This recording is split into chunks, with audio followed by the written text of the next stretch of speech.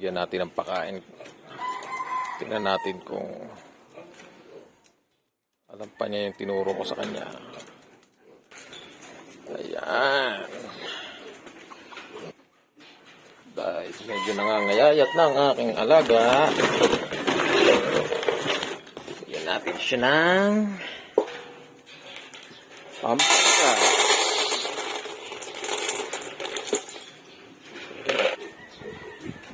Woohoo! Jordan! Oh, anong gagawin? Anong gagawin? Anong gagawin? Yan lang sa gilid.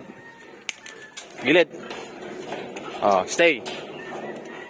Stay. Stay, stay. Diyan lang. Wala pa, wala pa. Wala pa. Wala pa. Wala pa. Diyan lang. Sinabi na.